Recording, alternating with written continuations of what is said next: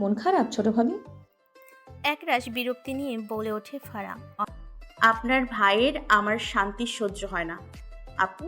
অট্ট হাসিতে ফেটে পড়ে ঝুমুর। বিনুনি টেনে দেয় ফারার। আহা কষ্ট। দেখো ভাইয়া কিন্তু যা করছে তোমার ভালোর জন্যই করছে। চিকন নাকের ডগা ফুটে ওঠে ফারার। উঁচু করছে। এই ভালোটা কিছুদিন পরে করলে কি হতো? জীবনটা প্যারাময় কেন বানিয়ে দিচ্ছে? ঝুমুর বেশ বুঝতে পারছে ফারার পড়াশোনার প্রতি আগ্রহ খুব একটা নেই, তবে তাসফিনের আদেশ অনুসারে তাকে পড়ানোর দায়িত্ব ঝুমুরের উপরই দিয়েছে। হুম, এরকম করলে তো হবে না। ভাইয়া ফিরলে খবর আছে। কষ্টে বুকটা ফেটে যাচ্ছে ফারার। এখন মুসিবতের ভেতর পড়ল সে। বউ ফেলে চলে যাওয়া স্বামী আবার পড়াশোনা নিয়ে পড়েছে। উফ, এগুলো মানা যায় না। কলেজ প্রাঙ্গণে প্রবেশ করতেই ঝুমুর নিজ দায়িত্বে তাকে ভর্তি করিয়ে দিল। ফারা চাইলে আজ থেকেই ক্লাস করতে পারে। এই তো গতকাল নাকি ওদের নবীনবরণ অনুষ্ঠান হবে, চারিদিকটা সাজানো গোছানো হচ্ছে। মনে পড়ে যাচ্ছে স্নেহার কথাটা, মেয়েটা নেই, মন ভারী হচ্ছে তার। ইস, স্নেহ যদি একসাথে থাকতো তাহলে মন আঙ্কিনায় খারাপ লাগার ভিড় জমিয়েছে। ছোট ভাবি, এখানে দাঁড়িয়ে থাকো, এক্ষুনি আসছি আমি। চমকালো ফারা, ব্যস্ত হয়ে বলল। ফারা কোথায় যাচ্ছ আপু? তুমি দাঁড়াও, ফর্ম পূর্ণ করে অফিস রুমে জমা দিয়ে আসি। কথা বাড়ল না, চুপটি করে বেঞ্চে বসে পড়ল। ঝুমুর হাতের ফরম নিয়ে এগিয়ে গেল অফিস রুমের দিকে। Hello beautiful lady. বৈশালী কণ্ঠস্বরে ঘাবড়ে গেল ফারা। চকিতে দৃষ্টি ঘুরিয়ে সেদিক পানে চাইল। হলুদ রঙের টি শার্ট জড়িয়ে এক পুরুষ কাঁধে ব্যাগ নিয়ে দাঁড়িয়ে আছে। দেখে বোঝা যাচ্ছে ফারার থেকে বয়সে অনেকটা বড় হবে। আমাকে বলছেন? খানিকটা অস্বস্তি নেই শুধুই ফারা। প্রত্যুত্তরে চমৎকার হাসি উপহার দিল অচেনা পুরুষ। জি, এখানে তো তুমি ছাড়া আর কাউকে দেখছি না। অকমসাৎ তুমি সম্বোধনটা মোটো পছন্দ হলো না ফারার। ঠিক আছে, বুঝলাম। তবে আপনি কি আমার পরিচিত? দুদিকে মাথা নাড়িয়ে না বলল সেই পুরুষ। অদ্ভুত হাসলো ফারা বিদ্রোহী কণ্ঠে বলল। আমি যতদূর জানি, একজন অপরিচিত যে কাউকে, সে মেয়ে হোক বা ছেলে, তাকে কখনোই প্রথম সাক্ষাতেই তুমি বলা যায় না। যেহেতু আপনি আমাকে চিনেন না, আর না আমি আপনাকে চিনি, আর না আমি আপনাকে চিনি না, সেই হিসেবে আমাকে তুমি বলাটা মোটেও পছন্দ হলো না। সামনে সুদর্শন পুরুষ অবাক নেত্রে তাকালো। এগিয়ে এলো দু কদম। হাই হাই, ছোট্ট মায়া দেখি ফায়ারফক্স। কপালে কিঞ্চিত ভাঁজ পড়ল ফারা। হাত বাই দ্য ওয়ে, আমি আদ্র। আর তুমি? থ্যাঙ্কস, বাট আমি আমার নাম বলতে ইচ্ছুক নই। হাতের ব্যাগটা তুলে অফিস রুমের দিকে এগুতে লাগলো ফারা। পিছনে দাঁড়ানো আদ্র বলে ওঠে। হেই লিসেন, তুমি তো এখানেই পড়ছো, তাহলে আবার দেখা হবে। অদ্ভুত বিহেভিয়ার গুলো ভীষণ বিরক্তিকর লাগছে ফারার নিকট। গায়ে পড়া মানুষগুলো মোটো পছন্দ নয় তার। দেখছে কথা বলতে চায় না, তারপর জোর করে কথা বলতে এসেছে। যত সব। বিষণ্ণ বিকেল, আকাশে সূর্যের আলো ফিকে হয়ে আসছে। চারপাশে যেন এক ধরনের মিলন সোনালি আবার ছড়িয়ে পড়েছে। বাতাসের স্পর্শ বাতাসে স্পর্শে আছে ক্লান্তি ছোঁয়া। গাছের পাতাগুলো নরম বাতাসে ধীরে ধীরে দুলছে। একাকী রাস্তা ধরে হেঁটে চলা কেউ মাথা নিচু করে হয়তো পুরনো কোনো স্মৃতির ভেতর ডুবে আছে। দূরে কোথাও একটা পাখি কেবল করুণ স্বরে ডাকছে, যেন হারিয়ে যাওয়া দিনের গল্প শুনিয়ে যাচ্ছে। নদীর জলও আজ শান্ত, ঢেউয়ের কোলাহল নেই, শুধু ধীর গতিতে বয়ে চলা। কোথাও হয়তো একটা শুকনো পাতার হঠাৎ করেই মাটিতে ঝরে পড়ছে, তার শব্দটুকু যেন এই নিস্তব্ধতার মাঝে আরও গভীর শূন্যতা এনে দিচ্ছে। খাবার শেষে উঠে দাঁড়ালো ফারা। প্লেটগুলো নিজ দায়িত্বে ধুয়ে দিচ্ছে সে। সকাল থেকে দুবার ফারা তাসফিনকে কল করেছে, অথচ লোকটা রিসিভ করেনি। মনটা কেমন লাগে, মনে মনে বদ লোকটাকে আচ্ছা করে বকছে সে। একবার আসুক, কথাই বলবে না ফারা। রাত বিরতে দুহাত ভর্তি মেহেদি দিয়ে বসে আছে ফারা। মেয়ে মানুষ একটু আধটু তো শখ আহ্লাদ থাকবে, কিন্তু কথা হচ্ছে হুট করেই দুহাতে এমন ভর্তি করে মেহেদি লাগিয়ে দেওয়ার কারণ খুঁজে পেল না ফারা। আচ্ছা, কাল কি কোনো অনুষ্ঠান আছে? মুখ তুলে তাকায় নূপুর। হ্যাঁ, খুব বড় অনুষ্ঠান আছে। শ্বশুর বাড়িতে থাকা সত্ত্বেও অনুষ্ঠান সম্পর্কে জানতে পারেনি। এমা আপু, আমাকে তো কিছুই বললে না। বোকা নেত্রে পলব ঝাপটাই ফাড়া, হেসে ফেল ঝুমুর। আরে বলো না, কি উপলক্ষে অনুষ্ঠান হচ্ছে? জামাই আসবে, তোমার জামাই। এটা থেকে বড় অনুষ্ঠানের উপলক্ষ চাই নাকি? ঝুমুরের কথাই মন কাননে অদ্ভুত ঝড় উঠেছে। এই তো সপ্তাহখানেক আগে গেল লোকটা, তাহলে ফিরছে কেন আবার? স্বামীর প্রত্যাবর্তনের খবর শুনে কিশোরী বধূর হৃদয় যেন এক অদ্ভুত আলোড়ন বয়ে যায়। বুকের গভীরে কোথাও এক ঝড়ের আভাস, অথচ সে ঝড়ে নেই কোনো বিধ্বংসী তাণ্ডব, বরং আছে অস্থিরতার এক মধুর স্পন্দন। প্রথমে অবিশ্বাস, সত্যি কি ফিরছেন তিনি? এতদিন পর প্রিয় মানুষটির সান্নিধ্যের স্বপ্ন যেন বাস্তব হতে চলেছে, এই ভাবনাতেই তার শিরায় শিরায় ছড়িয়ে পড়ে শিহরণ। দুহাতে মুখ ঢেকে লজ্জায় লুকায় ফাড়া, চোখের তারাই খেলে যায় অজানা এক উচ্ছ্বাস, তারপর অপেক্ষা। প্রতিটি মুহূর্ত যেন দীর্ঘায়িত হয়ে যায়, প্রতিটি নিঃশ্বাসে কেবল অনুভূতি হয় এক অপরিচিত ব্যাকুলতা। ঘরদোর পরিপাটি করতে গিয়ে হাত কাঁপে, আয়নার সামনে দাঁড়িয়ে বারবার দেখে নিজের মুখ। কিশোরী বধূর মনে তখন একসঙ্গে জাগে সংখ্যা ও আনন্দ, লজ্জা ও উচ্ছ্বাস। স্বামীর সান্নিধ্য কেমন হবে? এতদিন পরও কি সে তার আগের মতোই? এই ভাবনাগুলোর মাঝে সে ধীরে ধীরে এগিয়ে যায়, বুকে এক অদ্ভুত আলোড়ন নিয়ে, এক অদ্ভুত টান। লজ্জায় আড়ষ্ট হয় মুখশ্রী। নিজ হাতের মেহেদি দেখে বুকের ভিতর দুরু দুরু অনুভব করে ফারা। ইস, ফিরলেই তো বলবে। ম্যাডাম, আমার জন্য কি গাঢ় লাল রঙের হাত সাজিয়েছেন? ইস, তখন ফারা কি বলবে? আচ্ছা, এতগুলো দিনে কি তাসফিন একটিবারও তাকে মনে করেনি? হয়তো করেনি। শয়তান পুরুষ, না না, শুধু শয়তান নয়, ঠোঁটকাটা লোক। না হলে কেমন কেমন কথা বলেছিল সেদিন ফোনে। রুবেনা শেখ বিছানায় বসে আছেন, ছেলে আসবে কাল ওনার। সেই আনন্দ আর ধরে না, চুপিসারে ওনার রুমে গেল ফারা। ফারাকে দেখে মনটা ভালো হয়ে গেল ওনার। আয় আম্মু আয়। মিষ্টি হেসে এগিয়ে গেল ফারা, দুহাত ভর্তি মেহেদি দেখে হাসেন তিনি। কি সুন্দর দেখাচ্ছে, একদম নতুন বউ। লজ্জায় নুইয়ে গেল ফারা, আলমারি থেকে একটা শাড়ি বের করে দিল রুবেনা শেখ।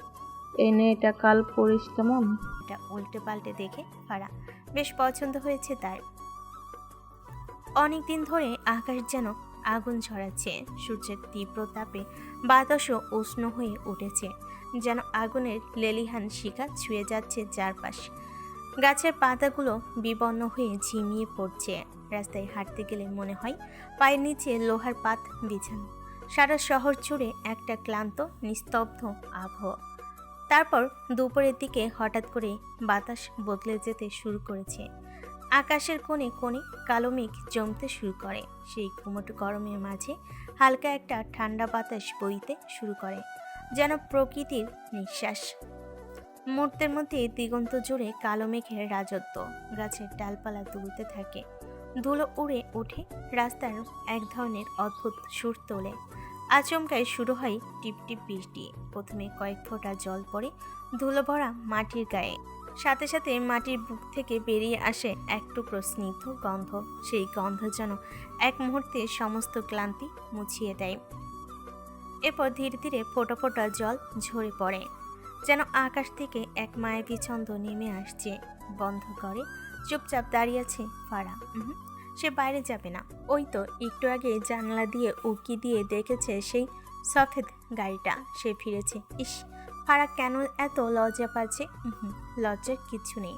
সফেদ শার্ট এবং তার সঙ্গে গাঢ় নীল রঙের জিন্স প্যান্ট।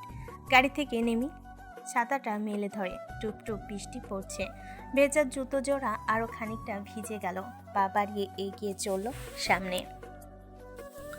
সদর দরজার সামনে দাঁড়িয়ে আছেন রুবেনা শেখ। ছেলেকে দেখে ওনার হাসি রীতিমতো উপচে পড়ছে। আলগোছে গিয়ে মাকে জড়িয়ে ধরেছে তাসফিন। Miss you darling. হেসে ফেল রুবেনা শেখ। তৎক্ষণাৎ আগমন ঘটে রিজওয়ান শেখের। ওহ, আমার বউকে ডার্লিং ডাকছো বেয়াদব। সহসা হেসে ফেল তাসফিন, বাবাকে আলিঙ্গন করে খুবই সম্মানের সহিত। চোখ তোমার বউ আমার কলিজা আব্বু, তাই কথাবার্তা সাবধানে বলবে। খুদয় সুচালো করে তাকালো। তুমি সাবধান, নিজের বউয়ের কাছে যাও। উফ আব্বু। চমৎকার হাসলো রিজওয়ান শেখ। এসো ভেতরে। Mister Rizwan Sheikh feeling jealous? ছেলের কথায় টনক নড়ে ওঠে রিজওয়ান শেখের। চোখ পাকিয়ে তাকলেন তিনি। ওষ্ঠ বাঁকিয়ে হাসলো তাসবিন। দুজনের কাণ্ড দেখে হু হু করে হেসে উঠল রুবেনা শেখ। রাইমা শেখ এগিয়ে এসে ছেলেটাকে আদরে জড়িয়ে নিলেন। সৌহার্দ্য মৃদু হেসে সবার সাথে ভাব বিনিময় করে রুমে চলে গেল। কেমন আছো চাচি? মলিন হাসে রাইমা শেখ। মৃদু স্বরে বললেন, আমি ঠিক আছি তাসফিন, তুমি কেমন আছো? এই তো ভালো। চাচা কোথায়? ও তো কাজে বেরিয়েছে। তাসবিন আর কিছু বলল না। নীরব রাত, চারপাশ নিস্তব্ধ, যেন বাতাসও নিঃশব্দে বইছে। একাকী এক আগন্তুক ধীর পায়ে এগিয়ে যাচ্ছে অন্ধকার গোডাউনের দিকে। তার জুতোর ঠকঠক শব্দ নীরবতা ভেঙে দেয় প্রতিধ্বনি তোলে দেওয়ালের গায়ে। গোডাউনের বিশাল লোহার দরজার সামনে দাঁড়িয়ে মুহূর্তকাল থামে সে, যেন কিছুর অপেক্ষায়। তারপর দরজাটা ঠেলে ধীরে ধীরে ভেতরে প্রবেশ করে। অন্ধকারে মিশে থাকা নিঃশ্বাসের শব্দ শোনা যায়। ভেতরে আরেকজন আছে।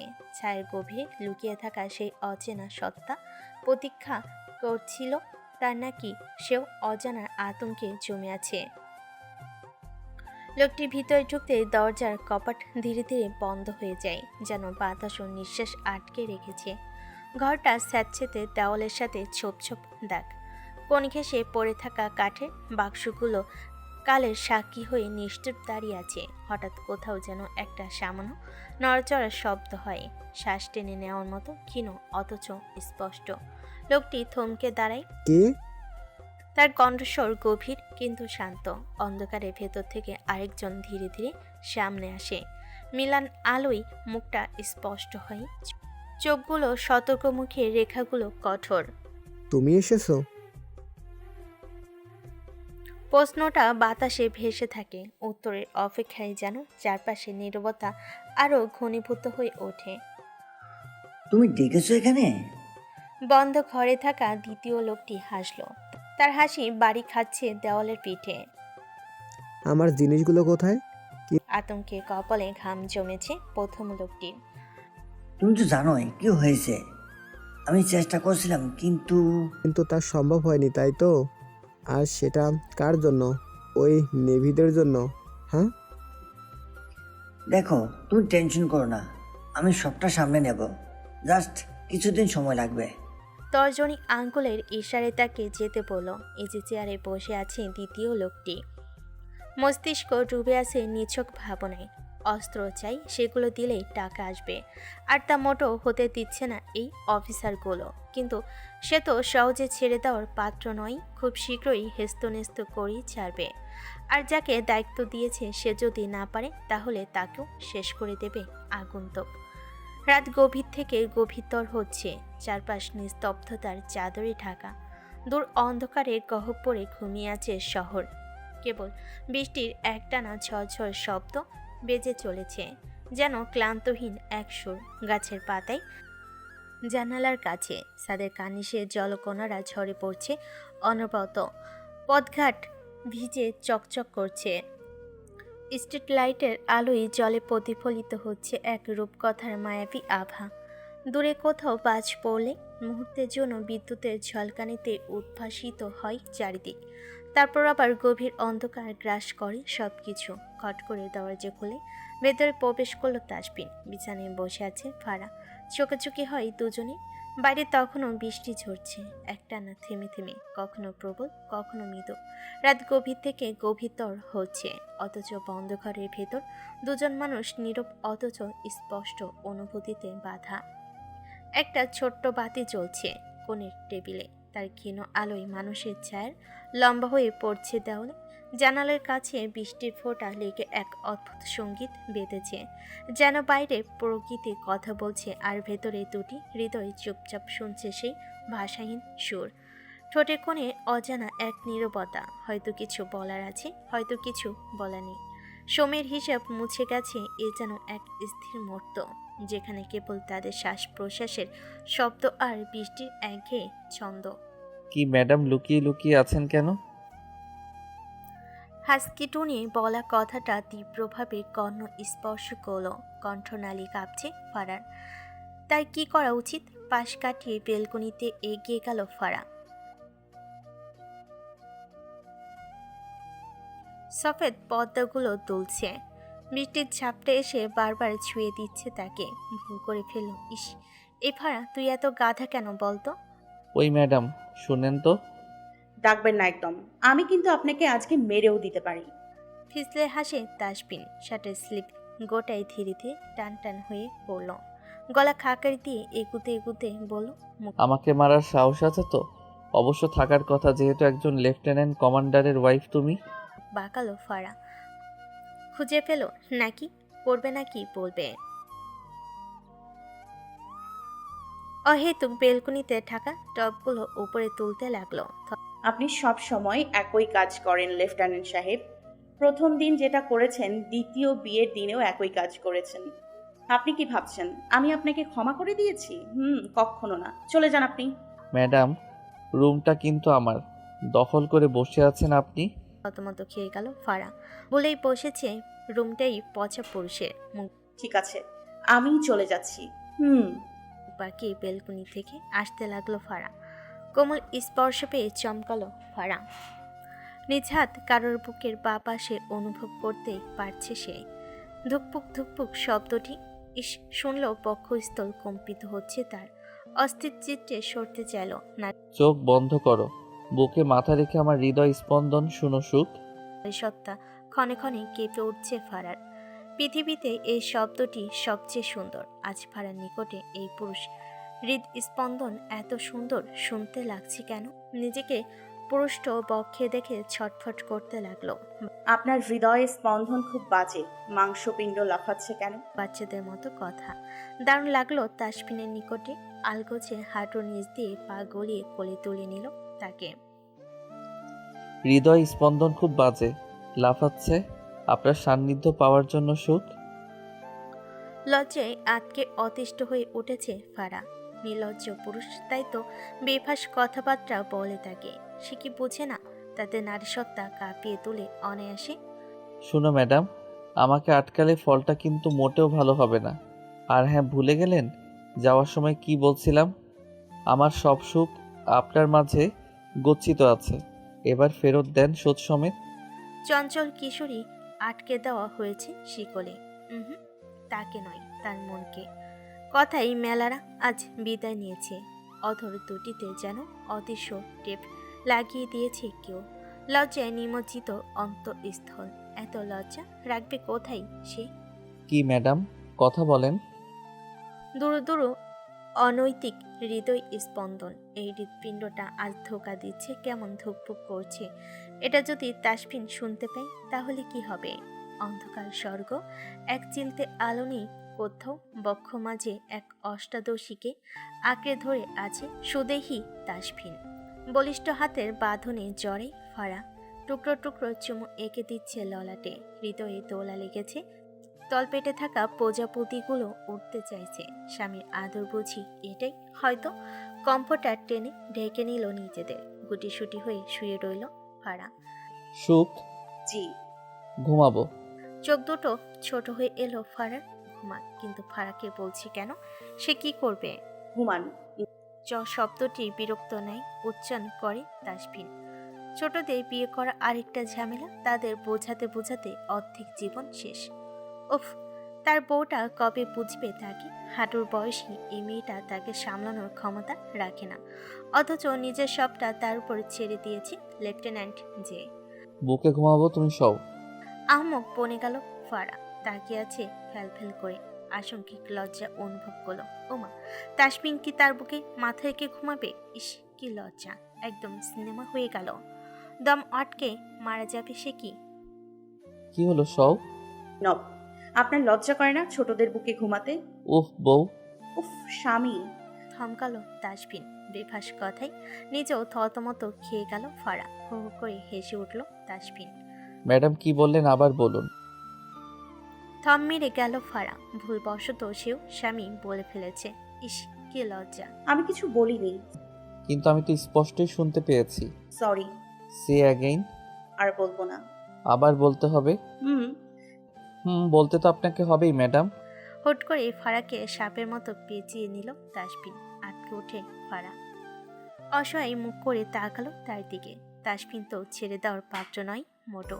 তারপর গোলাপি পাপড়ি অষ্টজোড়া টেনে নেয় নিজ পুরুষ্ট ওষ্ঠের ভাঁজে। শরীরটা অসাড় হয়ে আসছে তার। কাঁপুনি রোগীর মতো কাঁপছিল সে। দীর্ঘ সময় নিয়ে ঠোঁটের ভাঁজে থাকা মিষ্টি সুধা পান করে নেয় উন্মাদ তাসফিন, যাকে আটকানোর সাধ্য নেই ফারার। ঠোঁট ছেড়ে কপালে কপাল ঠেকিয়ে লম্বা লম্বা নিঃশ্বাস ফেলতে রাখলো দুজনেই।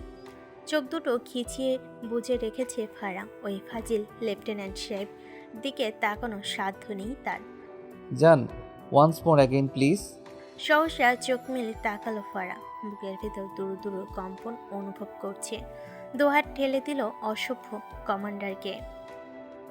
না, ফাজিল লেফটেন্যান্ট সাহেব, সরে দাঁড়ান। I want. কাছে আসতে বলছি। বেশ রাগ নিয়ে বলল তাসফিন। মিয়ে গেল ফারা। কাপা স্বরে দূর থেকে বলল, না, আপনি কেমন জানো? ফিজাল হাসে তাসফিন গা দুলিয়ে বলল, ইস, অমন করে না জান, এসো না। ফারা অকমসাদ ভ্যা করে কেঁদে ফেল। ফুপাতে ফুপাতে বলল, আপনি এমন করছেন কেন? পিটপিট চোখ করে তাকালো তাসফিন। মৃদু হেসে বলল, আচ্ছা কিছু করব না, বুকে এসো। ফারা ভয় পাচ্ছে। ফাঁকা ঢোক গিল সে। সত্যি তো?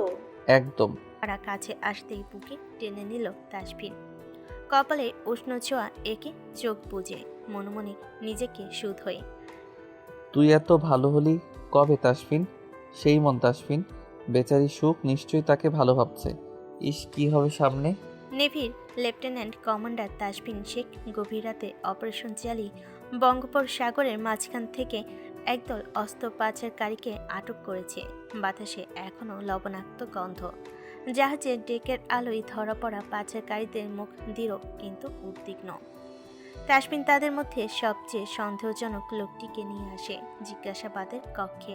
রুমটি ছোট, শীতল, একপাশে একমুখী কাছের জানালা। আলোটা ইচ্ছে করে কিছুটা কমিয়ে রাখা হয়েছে যাতে অপরাধী মানসিক চাপে থাকে। তাসফিন ধীর পায়ে সামনে এসে দাঁড়ালেন। তার চোখে কঠোর দৃষ্টি। তিনি চেয়ারে বসে কড়া গলায় বলেন, তোমাদের দলনেতাকে এই অস্ত্র কোথায় পাঠানো হচ্ছিল? পাচারকারী প্রথমে চুপ করে থাকলো, তারপর ঠোঁট কামড়ে বলল, আমি কিছু জানি না স্যার, আমি শুধু মাঝি, আমাকে ভাড়া করা হয়েছে। তাসফিন এক ঝটকায় টেবিলের উপর রাখা কাগজপত্র তার সামনে ছুঁড়ে দিলেন। মিথ্যা বলার চেষ্টা করো না, আমাদের কাছে প্রমাণ আছে। তোমার মোবাইল ট্র্যাক করা হয়েছে, তোমাদের প্রতিটি কথোপকথন রেকর্ড আছে। এখন বলো, অস্ত্র কার কাছে যাওয়ার কথা ছিল? লোকটি ঘামতে শুরু করলো। একবার পানি বোতলের দিকে তাকালো। তাসফিন ইশারায় বোতল এগিয়ে দিলেন। পানি খাও, কিন্তু মনে রেখো, মিথ্যে বললে অবস্থা আরও খারাপ হবে। একটু থেমে পাচারকারী অস্পষ্ট গলায় বলল, আমরা শুধু ডেলিভারি দিই, আসল বায়ার কারা জানি না, কিন্তু একজন মানুষ আছে, সবাই তাকে বড় ভাই বলে ডাকে, তিনি সব কিছু নিয়ন্ত্রণ করেন। তাসফিন শান্ত গলায় বলেন, ঠিক আছে, বড় ভাই সম্পর্কে যা জানো সব বলো। তার কণ্ঠস্বরে দৃঢ়তা পাচারকারীকে বুঝিয়ে দিল আজ মিথ্যা বলে পার পাবে না। লোকটা নিশ্চুপ, একটা কথা বলল না। আশঙ্কিক সজোরে আঘাত করল তাসফিন। কন্ট্রোল হারাচ্ছে সে। সৌহার্দ্য দ্রুত এগিয়ে গেল। ভাই ভাই, কি করছো? অগ্নিদৃষ্টি নিবদ্ধ করল তাসফিন। সহসা চুপ করে গেল সৌহার্দ্য। Sorry lieutenant. লোকটাকে আশঙ্কিক আবারও লাথি বসে তাসফিন। উল্টো পড়ে যায় লোকটা। গলা চেপে ধরে তাসফিন। বলবি কি না, কে সেই বড় ভাই? রীতিমতো কাঁপছে লোকটা। কণ্ঠনালীতে কথাগুলো আটকে আসছে। আমি কিছু জানি না স্যার, সত্যি বলছি। আবারও আঘাত করতে যায় তাসফিন। নাইম ইসলাম তাকে আটকালো। সৌহার্দ্য টেনে তুলে লোকটাকে গলা চেপে ধরে তার কিয়ৎ সময় পার হতেই কেঁপে ওঠে লোকটা। আশঙ্কিক মাথা ঘুরিয়ে ফের পড়ে গেল সে। মুখ থেকে সাদা সাদা ফেনা বেরিয়ে এলো। নিঃশ্বাস ত্যাগ করলো বিষক্রিয়া। বেলকনিতে দাঁড়িয়ে নৌঘাটিতে ঘটে যাওয়া ঘটনাগুলো ভেসে উঠছে মানসপটে। কি এসব? Something wrong. তার শরীরে কিছুই ছিল না, শুধু হাতে ঈগল পাখির রিংটা ছাড়া। সেটাতে কোনো রকম বিষ পাওয়া যায়নি, অথচ পুরো শরীর নীল হয়ে গেছে। ভোরের আলো ফুটতে শুরু করার মুহূর্তটি অপার্থিব সৌন্দর্যে ভরা। চারদিক তখন হালকা ধূসর। অন্ধকারের চাদর আস্তে আস্তে সরতে থাকে। পূর্ব দিগন্তে মৃদু কমলা আভা দেখা যাচ্ছে, যেন রঙের ক্যানভাসে সূর্য এক টুকরো উজ্জ্বলতা ছড়িয়ে দিচ্ছে। পাখিরা ধীরে ধীরে ডাকে, শীতল বাতাস গায়ে শিহরণ জাগায়। গাছের পাতায় জমে থাকা শিশির বিন্দু সূর্যের আলোয় মুক্তোর মতো ঝলমল করে ওঠে। গাছের উপর খালি পায়ে হাঁটলে শিশিরের শীতল স্পর্শ হৃদয়ে এক অনন্য প্রশান্তি এনে দেয়। বেঘরে ঘুমাচ্ছে ফারা। আশঙ্কিক হাতে টান পড়ল তার। সুখ উঠো, সুখ। এই সুখ উঠো বলছি। সুখ উঠতে বলেছি। সকাল হয়নি তো কমান্ডার। উঠো তুমি। এক প্রকার ফারাকে টেনে ঘুম থেকে তুলল তাসফিন। কি হয়েছে আপনার? ভূত দেখেছেন নাকি সকাল সকাল? ডান ভুরু কুচকে নিল তাসফিন। না, আমার ড্রেস বের করো, জগিংয়ের জুতোগুলো রাখা আছে শপে। ফ্যাল করে তাকিয়ে আছে ফারা। এত সকালে এই পচা লোকটা তাকে এটার জন্য ডেকে তুলেছে। সিরিয়াসলি? আপনি এটার জন্য আমাকে ডেকেছেন লেফটেন্যান্ট সাহেব? তো তুমি কি ভুলছো? আমি সেদিন যাওয়ার সময় কি বলেছিলাম? তার মানে এখন আমি আপনার এসব কাজ করব? তো কে করবে? উঠো। রাগে দুঃখে কষ্টে উঠে দাঁড়ালো ফারা। ঘুমটা হয়নি তার, মাথাটা ঝিমঝিম করছে। গুটি গুটি পায়ে এগিয়ে গেল ওয়াশরুমে। এখানে আলাদা আলাদা ক্যাবিনেট রয়েছে অনেকগুলো তাক, সুন্দর করে আয়রন করা শার্ট প্যান্ট, অন্য তাকে জুতোগুলো রাখা। ফারা জগিং স্যুট বের করে জুতো নিয়ে বেরিয়ে এলো। মুখ গোমরা করে বলল, এই নিন আপনার জগিং স্যুট। বাঁকা হাসলো তাসফিন। রেডি হয়ে দ্রুত বেরিয়ে গেল। এটা তার রোজকার কাজ। একজন সৈনিক সে, নিজেকে ফিট রাখতে হবে, তবেই তো লড়াই করতে পারবে। তাসফিন বেরিয়ে যেতেই বিছানায় গা এলিয়ে দিল ফারা। হঠাৎ করে চিৎকার শুনতে পেল। আটকে উঠে সে দৌড়ে গেল বেলকুনিতে। নিচে দাঁড়িয়ে আছে তাসফিন। তর্জনী আঙ্গুল তুলে শাসানোর সহিতে আওড়ালো, সে ঘুমোতে দেখলে একের পর এক চুমু খাবো। কথাটা বলেই ছুট লাগালো তাসফিন। ঠোঁট উল্টে কেঁদে ফেলল ফারা। কি ফাজিল লেফটেন্যান্ট সাহেব! সূর্যের সোনালি আলো গাছের পাতায় ঝিকমিক করছে, শিশুর বিন্দুদের মুক্তোর মতো ঝলমল করে তুলছে। হালকা মেঘের টুকরো নীল আকাশে ভেসে বেড়াচ্ছে, আর বাতাসে ভেসে আসছে তাজা ফুলের মিষ্টি গন্ধ।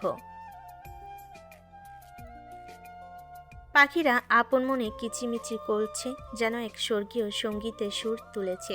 চারিদিকে এক অদ্ভুত শান্তি, সতেজতা আর উজ্জ্বলতার ছোঁয়া। একটি দিনের আশায় পরিপূর্ণ এক ঝলমলে সকাল। ব্যাগ গুছিয়ে একদম রেডি স্নেহা।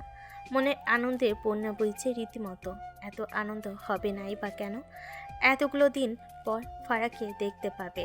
এই তো আজকে নবীন সহ দুজনেই ঢাকা যাচ্ছে ফারার কাছে। অবশ্য নবীন বলেছে স্নেহাকে কিছুদিনের জন্য রেখে ফের চলে আসবে এখান থেকে। এখন দেখা যাক কি হয়। নাচতে নাচতে ড্রয়িং রুমে এলো স্নেহা। ইতিমধ্যে জয়নাল আহমেদ খেতে বসেছেন, সঙ্গে আছেন সাজ্জাদুল আহমেদ। দুজনেই কেনাকাটা নিয়ে আলোচনা করছে। ছেলের বাড়িতে কি পাঠাবে না পাঠাবে, এসব নিয়েই তাদের আলাপ আলোচনা। ভাইয়া, নবীন তো বললো জামা কাপড় থেকে শুরু করে ফল মিষ্টি সব কেনা হয়ে গেছে, এখন শুধু তোমার দেখার পালা।